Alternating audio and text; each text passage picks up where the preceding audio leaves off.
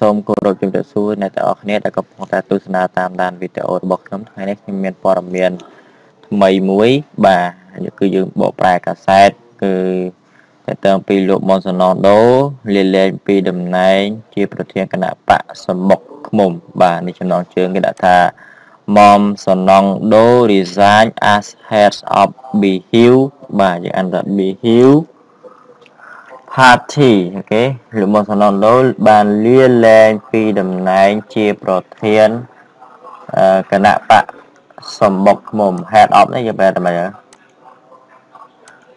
បាទ head of នេះយើងប្រែថាប្រធានដល់ពេល BHIU Party គណៈបកសម្បុកឃ្មុំអូខេបាទអូខេឥឡូវយើងមើលមួយទៀតកាសែតហ្នឹងចុះផ្សាយដោយកាសែតភ្នំពេញប៉ុស្តិ៍បាទ Prominent radio host and government critic Mom Sonongdo resigned on Friday from the BHIU Social Democratic Party he founded, saying the disappointing results of the commune election had pushed his political ambition in a new direction បាទប្រែថាម៉េចទៅនេះយើងប្រែថាលោកមុំសណងដូអូខេលោកមុំសណងដូអូខេលោកមុំសណងដូអូខេអ្នកផ្សាយវិទ្យុនេះយើងប្រែនេះអ្នកផ្សាយវិទ្យុនិងជាអ្នករិះគន់រដ្ឋាភិបាល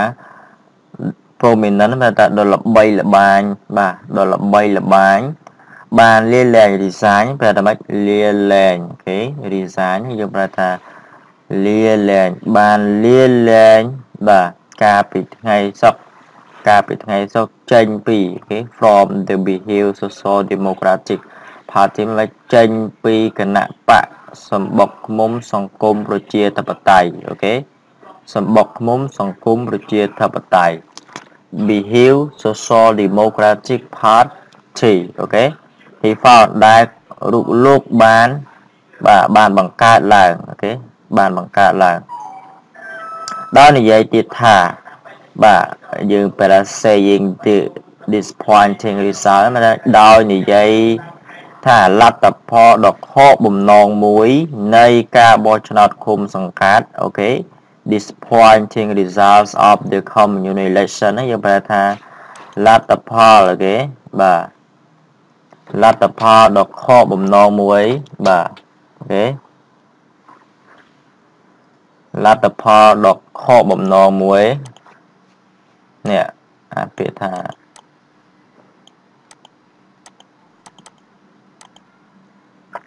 អូខេទៅ disappointing result of the commune election លទ្ធផលដ៏ខកបំណងនៃការបោះឆ្នោតឃុំសង្កាត់មួយបានជំរុញភូសហ្នឹងបែបម៉េចភូសនេះភូសបានជំរុញឲ្យមហិច្ឆតានយោបាយរបស់លោកផ្លាស់ប្ដូរទៅរកទិសដៅថ្មីអូខេផ្លាស់ប្ដូរទៅរកទិសដៅថ្មីបាទ ambition ហ្នឹងប្រហែលមហិច្ឆតា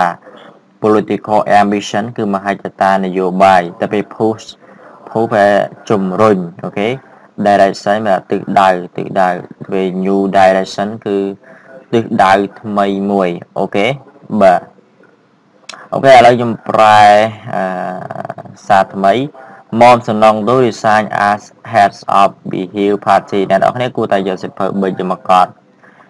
ពាក្យឬក៏ clear ណាដែលយើងមិនចេះ head of នេះយើងបែរថាប្រធានអូខេលោកមុំសណងដូលាលែងពីតំណែងជាប្រធានគណៈបកសម្បុកឃ្មុំ prominent radio host and government បែរថាលោកមុំសណងដូអ្នកផ្សាយវិទ្យុ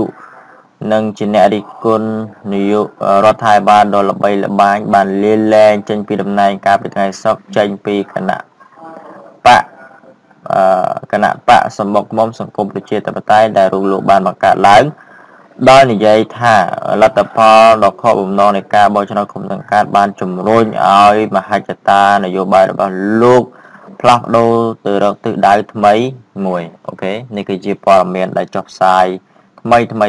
នៅក្នុងបាទអូខេឥឡូវយើងចូលមួយចំណុចទៀត Ministry Evidence ប៊ុនឆាយ involved in drug trade តើទៅនឹងរដ្ឋមន្ត្រីក្រសួងអូខេ Ministry បែបក្រសួងបានថាភ័ស្តុតាងមានភ័ស្តុតាងអូខេដែលលោកញឹកបញ្ឆៃគេប៊ុនឆៃគឺញឹកបញ្ឆៃពាក់ព័ន្ធទៅនឹងការជួញដូរថ្នាំញៀន drug trade ហ្នឹងមិនការជួញដូរថ្នាំញៀន drug trade ហើយអានេះពាក់ព័ន្ធទៅនឹងលោកញឹកបញ្ឆៃដែលប៉ូលីសចាប់ពាក់ព័ន្ធទៅនឹងការជួញដូរថ្នាំញៀនណាបាទឥឡូវយើងអានដល់គ្នា Police search the home of Imbator KNUP President Nhật Bun Chai on Friday as the Interior Ministry spokesman claimed there was hard evidence the former military commander had been involved in the illegal drug trade. Okay, បាទអូខេឥឡូវយើងបកតែម្ដងណែយើងបកពីចំណុចណាទៅឈប់មើលសិនអូខេឥឡូវបកពីលើសិនបាទបកពីលើវាជា clear មួយអានេះមិនមែនប្រយោគទេនេះគេហៅថា clear មួយពីព្រោះអត់មានគេស័ព្ទនៅក្នុងហ្នឹងណាអូខេបាទគាត់ថានគរបាលឬក៏ប៉ូលីសបានឆែកឆេ search ហ្នឹងបានឆែកឆេ search យ៉ាងបែបថាឆែកឆេ the home of Imbator KNUP President ញឹកបញ្ឆៃបានឆែកឆេផ្ទះលោកញឹកបញ្ឆៃប្រធានគណៈបកខ្មែររួបរวมជាតិ KNUP ហ្នឹងគឺមកពាក្យពេញថាខ្មែរ National United Party Imbator ដ៏មានបញ្ហាដែលមានបញ្ហាអូខេ Imbator មិនដែលមានបញ្ហាដែលមានបញ្ហានៅក៏បានឆែកឆេផ្ទះរបស់លោកញឹកបញ្ឆៃប្រធានគណៈបកខ្មែររួបរวมជាតិដែលមានបញ្ហានោះកាលពីថ្ងៃសុក្រអូខេកាលពីថ្ងៃសុក្រឆែកឆេនឹងកាលពីថ្ងៃសុក្រ as the Interior Ministry គណៈពេលដែរអូខេគណៈពេលដែរអ្នកនាំពាក្យក្រសួងមហាផ្ទៃ spokesman ដែលអ្នកនាំពាក្យអូខេអ្នកនាំពាក្យ Interior Ministry បែបក្រសួងមហាផ្ទៃបានបញ្ជាក់ថា claim បានអះអាងឬបានអះអាងថាមានភ័ស្តុតាងរឹងអូខេ hard evidence ហ្នឹងភ័ស្តុតាងរឹងមានភ័ស្តុតាងរឹងដែលអូខេយើងប្រើដែល the former military commander